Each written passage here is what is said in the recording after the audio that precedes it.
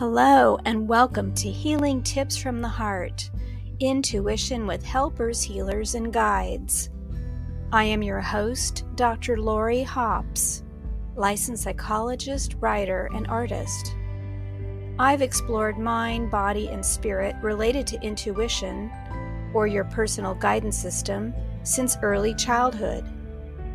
Meet my guests who have learned from their personal and professional lives to explore vast realms of knowing, synchronicities, and overcoming challenges.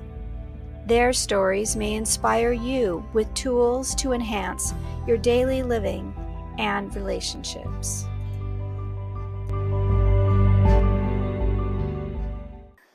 Hello, everyone, and welcome my special guest for today, Ulf Sandström.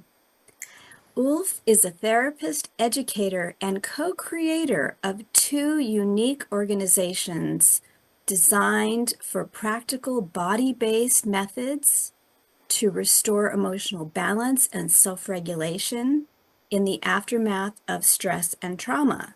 And one of them is called TTT, or Trauma Tapping Technique, and the other is F.A.S.T, First Aid Stress and Trauma. He also is part of Peaceful Heart Network, which works globally to make trauma relief tools accessible to communities affected by conflict, poverty, and adversity. He also works with an interesting array of people from different walks of life, including those who have been incarcerated, and we'll be talking more about that in a little while. But mostly he works from a place of silence, self-expression, and heartfelt and heart-connected work. And I am so happy to have you here today with us, Ulf. It's lovely to see you.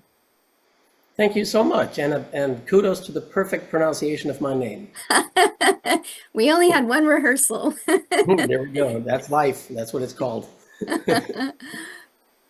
I'd like the audience to know that I have had the pleasure of meeting you in person a couple of times briefly at the ACEP conferences, Association for Comprehensive Energy Psychology. And I have been trained in the TTT approach from a colleague of ours, Kristen Holtis. And I have your book, so I am familiar somewhat, but I haven't actually seen you do your work in person.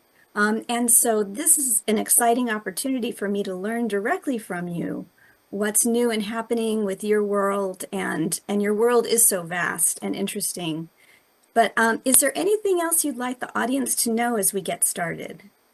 No, I think we'll just talk about it as we go along. I think that's easier. Okay. But it's, I mean, I started out working with hypnosis and neurolinguistic programming, NLP, and I did that out of curiosity because a hypnotist cured my wife's phobia for sharks, and so I was like, I need to check this out, and so it helped me. I mean, I'm a musician. I've been a musician almost my whole life. Working actively. And so writing lots of songs, I could see the use of hypnotic language in poetry and in music and in lyrics. And also when you speak to the audience between the songs, because if you do that, you can maintain the magic instead of dropping it. And so I started using that more and more. Then I became more and more interested, invested. I started seeing clients on the side, because if you're playing music, you're not working daytime most of the days. Yeah. And so I just started doing that, and it kind of grew on me, because once when I played a concert, a woman came up and said, you know what, I used to see you a lot back in the days, but the last year I've spent at home. I haven't even gone out because I haven't felt well, mentally well to walk out in crowds. I saw you were playing and I thought I'd go down and I'll let you know, I feel cured. This is like therapy. And I'm like, all right, if a concert can be therapy for many, then maybe therapy is a concert for one. That's a beautiful statement. Yes. Wow. Yeah, go ahead. No, I mean, it felt natural, because you might say, you know what, why why would you choose that line? Because for me, it is the same thing. If you create art, if you're in creative arts, it doesn't fill any material function. It doesn't help us reproduce or survive, but it does at the same time, because for me, art or artistic expression is the language of the soul. And psychotherapy, psyche is the soul, and therapy is the healing. So healing of the soul. So I believe it just goes together. You're speaking my language. When I was young, I knew I wanted to do something in the healing arts, but I also loved dance. And this was a long time ago. And the field of dance therapy had really not begun, but I was starting to hear a little bit about it because I'm only two dancers away from the founder of dance therapy. So, like, my dance teacher was the dance granddaughter, the originator. So I thought about that and decided to not do that and do mental health. But art is at the heart of the soul. I completely agree. And it is about healing.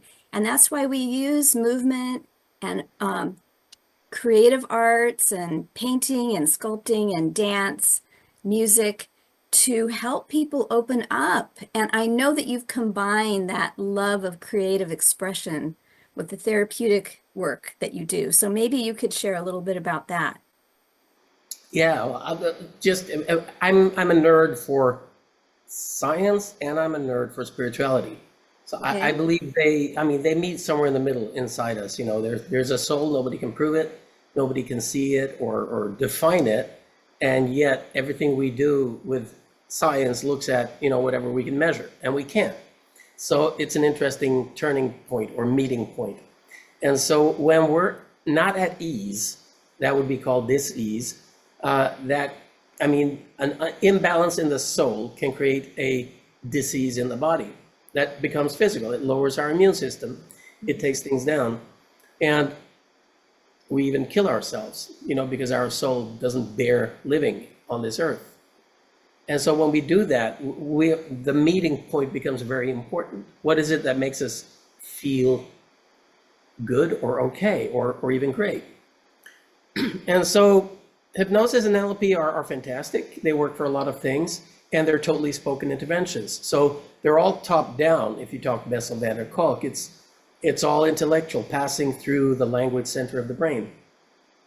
Unless you're doing new code NLP, which is a little bit more about states and getting the body into a different state, shifting it with speed and cognition. What was that So type of NLP you mentioned? new code NLP, that's New code. Okay. yeah. So John Grinder created something called new code NLP, which is more about shifting state, and instead of just analyzing how we think and why we think and what we're thinking, how our thinking patterns can be changed. So, NLP is looking at how we think, not at what we think about. So NLP doesn't care about if you're depressing or if you're euphorizing. It looks at how you do it to see if someone else could do it or if you could change the process. It's not science, it's observational, an observational epistemology or hypothesis. So I looked for something that could go bottom up, that could go for the nervous system, that could relieve anxiety regardless of language. And me and Gunilla, we started out, we came to the point where we would do TTT because she had started with that together with Dr. Carl Johnson from Virginia. They had met in Rwanda and found a protocol that would work. And she found that it needed to be simplified to work in that context. For example, eye movements are not well received in the African cultural context because if you're rolling your eyes in all directions, that's also a sign of being possessed. And it just took too much attention away from the actual healing technique. So when we met, I immediately saw that the tapping would put somebody in a trance, and the trance would be a safe place. And so you're in a safe state, safe place, and you didn't speak to get there. So that's great. And so we started experimenting and teaching and looking at it, and we came to the conclusion that if we wanted to be super trauma competent, trauma safe, then we need to eliminate all speaking because any spoken thing could trigger something we don't know what it is. We need to minimize it to a first aid technique because first aid is for everyone. Anyone can do it. Mhm. So the trauma tapping technique is tapping like all tapping techniques, but it's not about the points or how many times we tap them or the order. It's more about how we frame it to make sure that it's safe for anyone to use by not doing certain things like speaking or affirming or setup or eye rolling and brain balancing, because those things are too much when you have a truly traumatized population.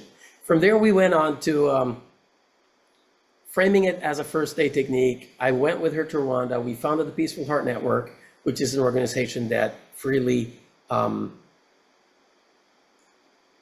gives, teaches, and trains these techniques so that people could ease suffering and prevent violence, because we believe hurt people, like Homeboy Industries that work with gang rehabilitation in Los Angeles has as a slogan. Yes.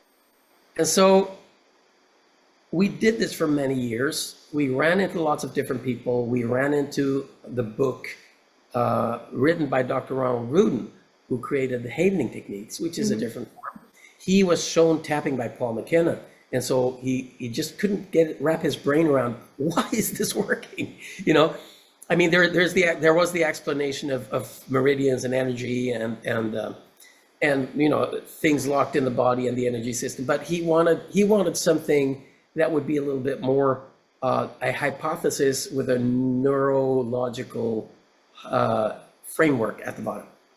And so he started looking at touch and healing and trauma and how is it encoded and decoded. And he wrote the book When the Past is Always Present. And so that is about how he came up with havening techniques, which is, you know, another technique. You're stimulating the body in a different way, but it's still a bottoms-up technique. And it's, if you look at it from the first aid perspective, where we are, we just want the very minimum viable product that will help someone and not hurt them. Yeah. And so when we added this, and we had been doing other things as well, like breathing, breath work, head holding, TAT, you know, tap acupressure technique, and they're all wonderful.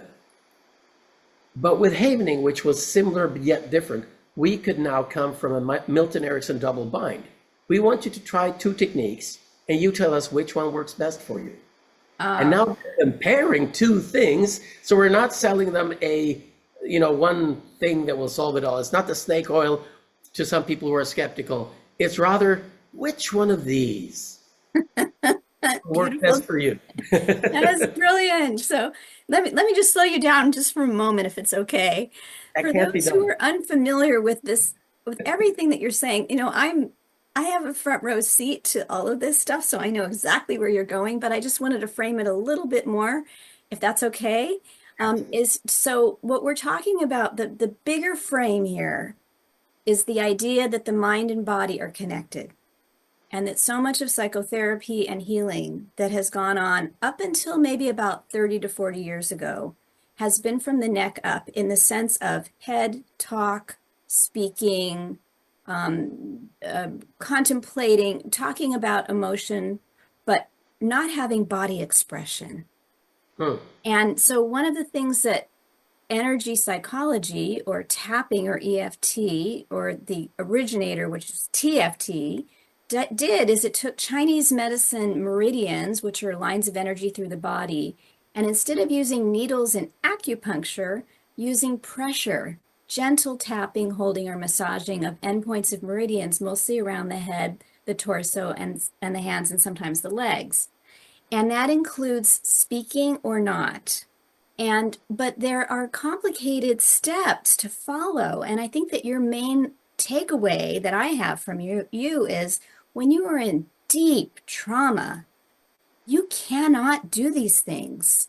You're lost. You need someone to come kind of grab you and bring you back to just present moment focus. You can't follow all these steps.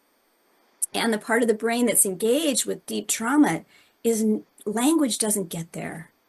And so what you found is, what are the simplest steps that are the most effective in the shortest time to reach someone who is in the pit of trauma.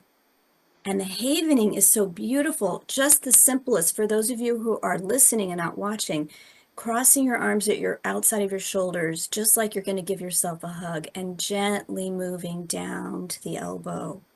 This is just being soothed and petted. And that alone says, I am safe, I am calm, I can be here right now in my body, at least a little bit. So I don't mean to pivot away from where you're going, but I don't want to lose people. So is that a fair summary of what you've said? Absolutely.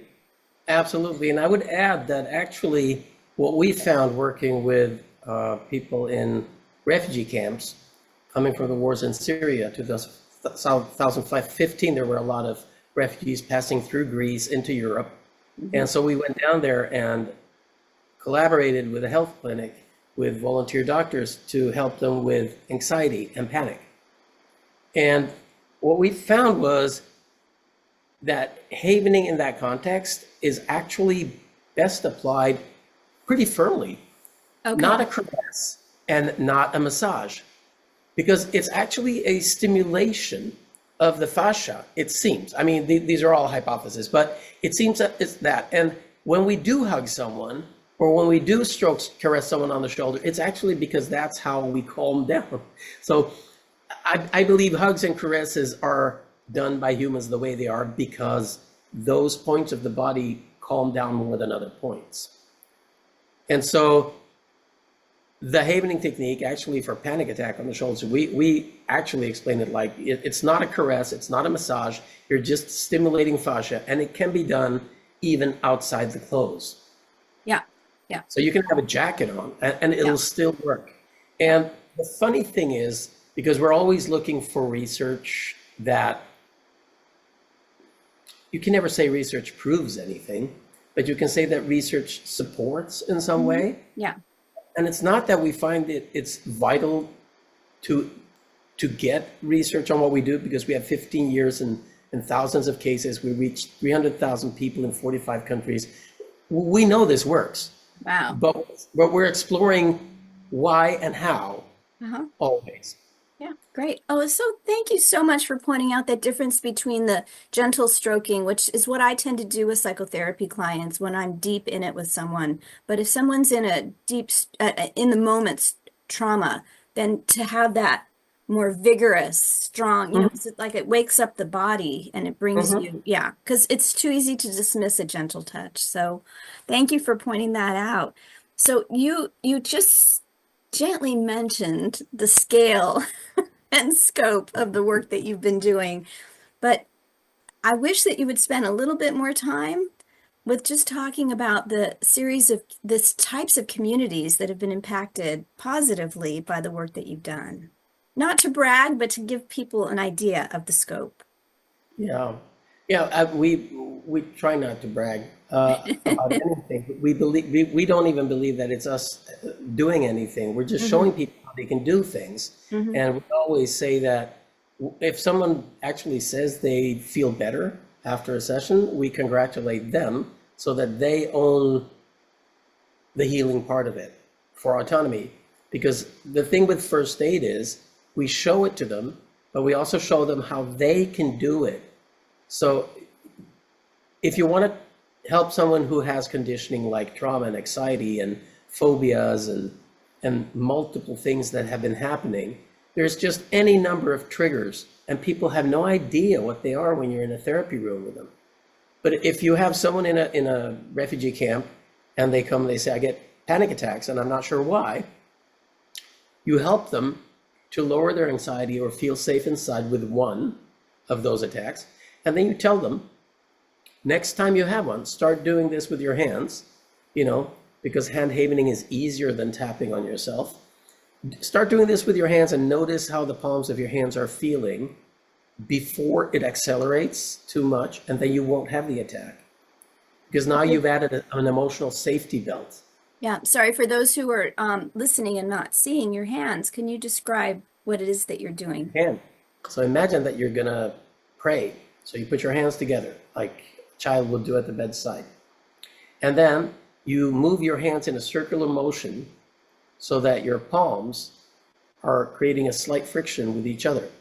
As if you have a glass pearl, then you're rolling it, but you don't want to crush it and you don't want to drop it. Mhm. And that simple movement, which is easy to memorize and is free and always accessible, what is it actually doing as you do this simple movement? Well, again,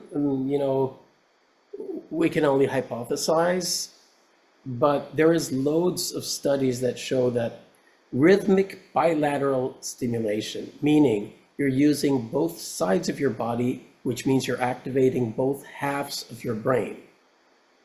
When you do this on a part of the body that has many nerve endings, like your hands, the palms of your hands can read, you can read blind writing at the speed of reading with your eyes. It's incredible how many nerves you have in the hands.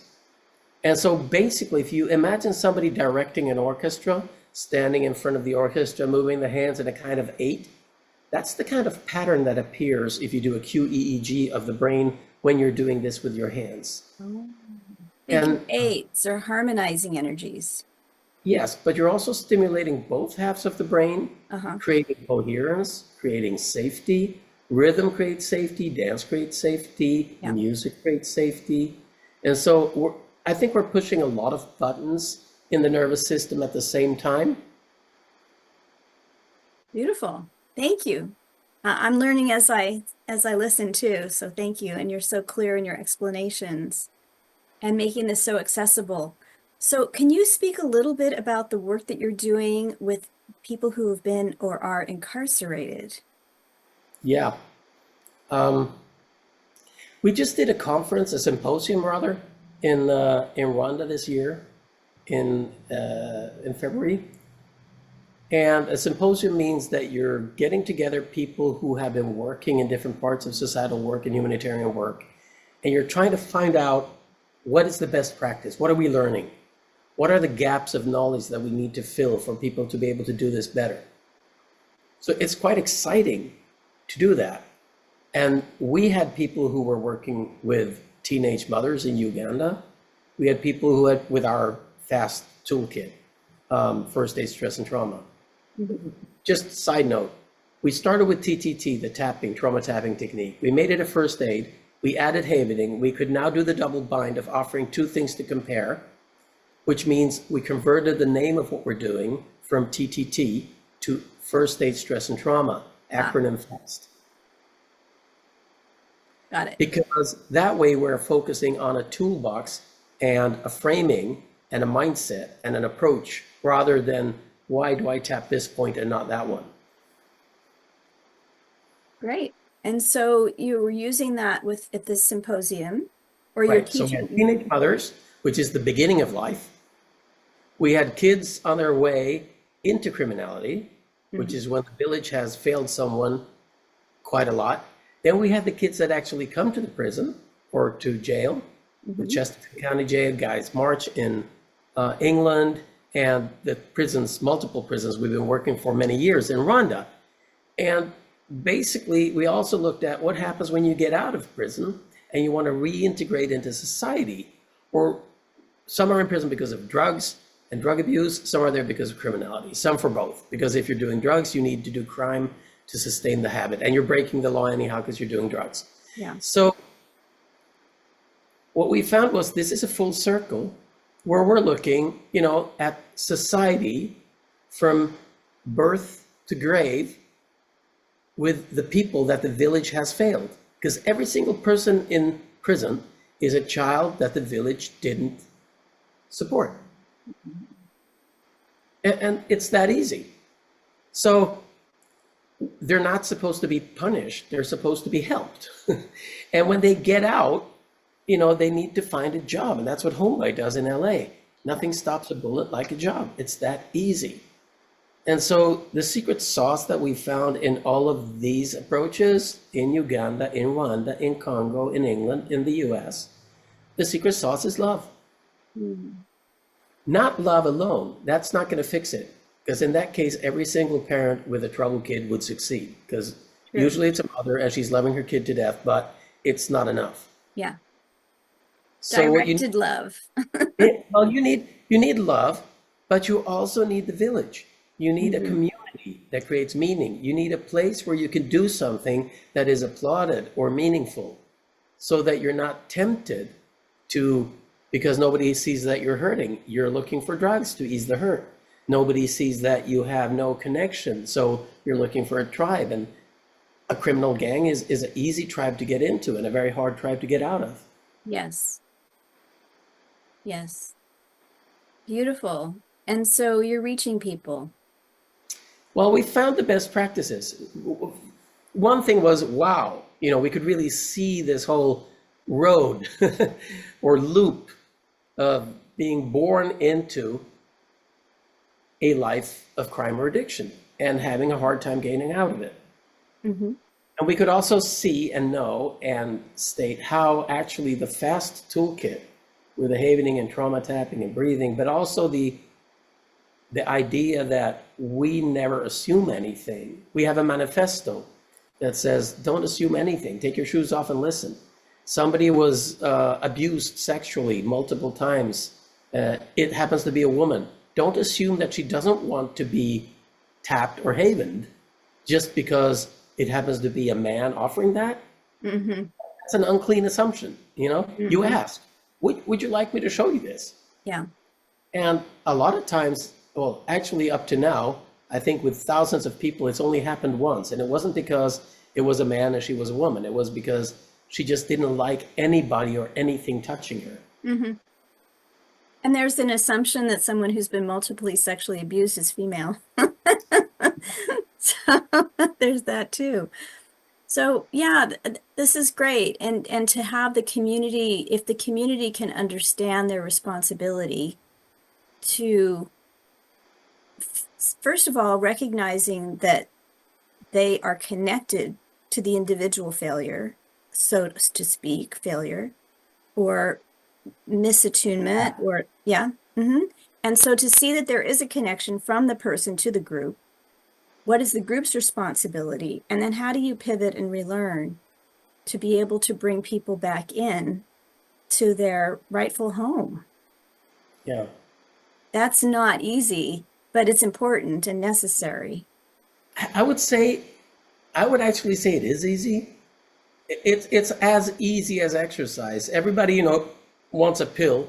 I mean, 2,000 years ago, the early doctors that wrote in the writings of Aristotle and Euclides and Plato and Socrates, one of them wrote, everybody wants the pill. Everybody wants the medicine. Nobody wants to exercise and stop drinking and eating too much. The answer is simple, if you look at people as people and you're prepared to help them even if you don't know them, then you're actually doing exactly what the village needs to do. So it starts with each of us. Yes, and the funny thing is, I believe it starts at the kitchen table in the family. Is there bigotry and racial slurs and misogyny, or are you taught to stand up for yourself and for others? I mean, there's the Hero Project, which was done because I don't remember if it was Zimbardo. He was looking at why do people do heroic things that are selfless Hmm. and at risk of their life. Hmm. And he found that people who did it without thinking because they had thought about it in advance. They were prepared. There was a Chicago school project where there were a lot of shootings and gang actions in the streets. Hmm. They did a community program where they actually just taught negotiation and consequence thinking. And they didn't target the kids that were in the criminal edge of the field. They target all the kids. Hmm. And what happened in the shootings went down by 50%. Wow. So it's not that complicated. Hmm. But it's complicated when politicians think that you need harsher punishment, more police, and more prisons. Because we know through loads of statistics over many, many years, that's not going to work. Yeah. Yeah. It's human to human interaction in a safe environment with specific skills. Because as you said, these things need to be rehearsed ahead of time. So people go Mhm. into shock, and Yeah. also they respond too late. when the volcano was already erupting. You mentioned the prisons, and I was able to get some beautiful information of work you had done in the Chesterfield County Jail, and I wrote a blog about it, so thank you. The beautiful photo that your wife had taken of the work that you've done there. So would you like to talk a little bit about that? Yeah, What? I mean, that's a beautiful use of energy psychology, and that shows how one person makes the difference. In this case, two people. So Carl Leonard, who's the sheriff there, he worked as a policeman in the streets for 30 years. And when he quit, somebody said, you should apply to be sheriff at the county jail. I was like, I'm not sure, because he saw that, he took people, brought them to jail, and then they came back into the street. So something just wasn't working. And when he walks into the jail, he finds people in solitary cells on the floor, just in fetus position. And he went in and asked, what's happening here? Mm-hmm. And this is withdrawal from heroin, because there is an opioid epidemic in the States due to opioids as painkillers, which is a known fact and a very sad thing. Yeah. And so he was like, something needs to be different. So he talked to the inmates and he said, those of you who are struggling to get out of addiction, what would the ideal program look like inside this jail if you ran it? And then he let them run it. Now so he breaks every single rule there is, right? And then, sad story turns golden lining. Carrie Rhodes, who is a therapist in the community, a psychologist, she's working there, and her son, great kid, goes well, plays tennis, gets painkillers, and gets hooked, and dies of an overdose. Horrible thing, the worst thing you can imagine as a parent. I don't think there's anything worse. So she chooses to do something, and she had taken a training with us in the F.A.S.T, first aid, trauma tapping, and she was an EFT practitioner before that. And so she knew, she could tell the differences, and she found this tool to be simpler and safer to give to anyone rather than be a practitioner or a therapist. She knocked on the door of the prison and told Carl, I want to volunteer. I want to help you out here because I think I can add something to your program. Mm-hmm. And he saw the results and he was like, you know what? You have a job. She's now leading the mental health department in that jail. And so we hooked up like 3 years ago at the tail of the pandemic, and we started doing trainings. I mean, they get the whole male pod, 100 guys together, and maybe 60 women. And we had them all on screen doing remote Zoom trainings with them. We started certifying them because we believe in empowerment. Imagine you're in jail and you're thinking, time is passing through my hands like sand. What am I going to do? And all of a sudden you're certified in a healing modality. Yeah. Your name is on a website from an organization that does humanitarian work.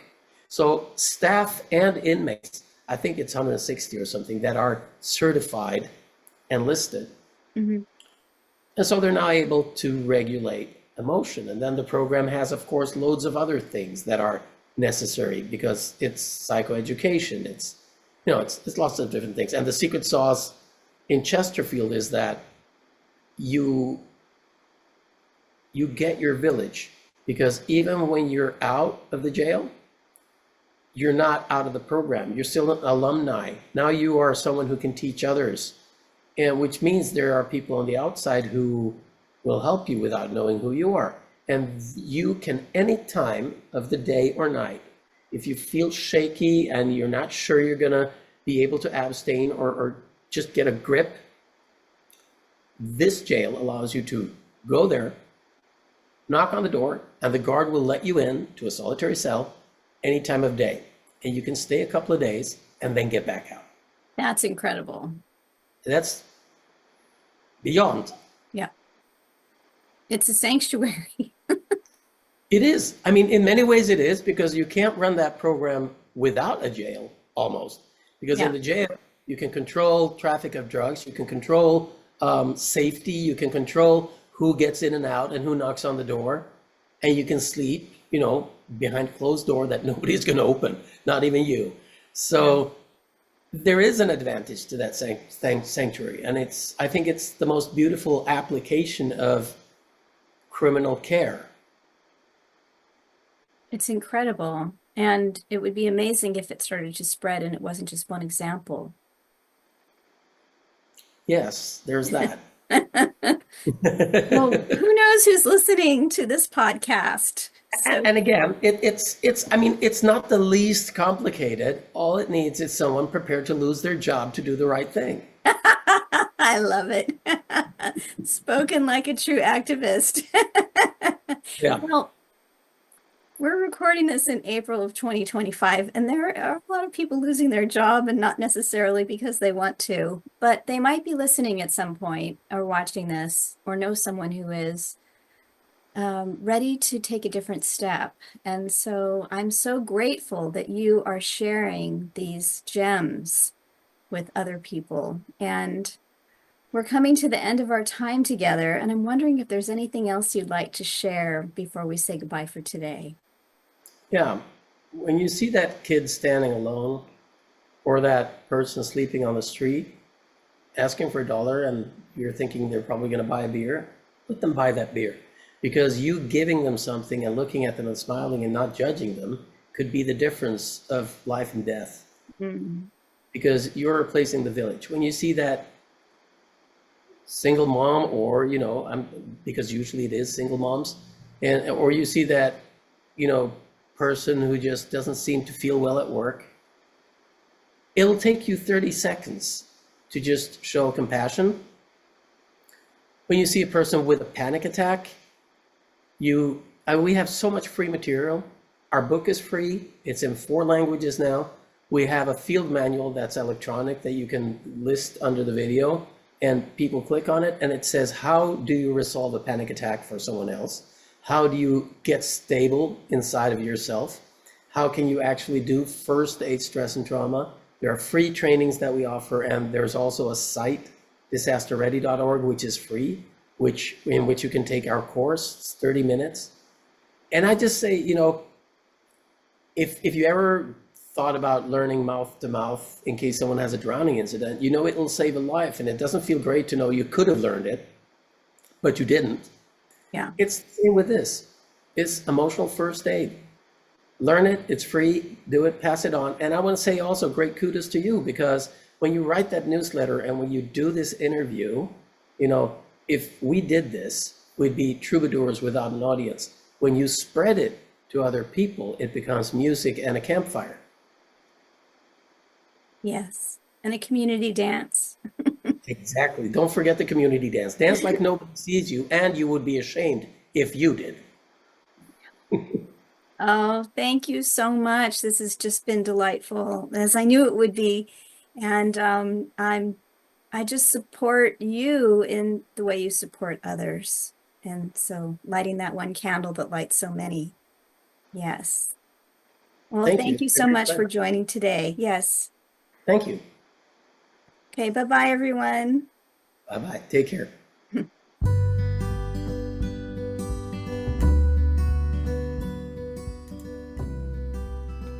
Thank you for joining us for today's podcast. If you want to learn more, you can visit my website for podcast and resources at hopshealingtips.com. You can also like, share, and subscribe to this channel. This podcast is for information and entertainment purposes only and is not providing healthcare advice. Please seek guidance from your professional healthcare team should you need assistance.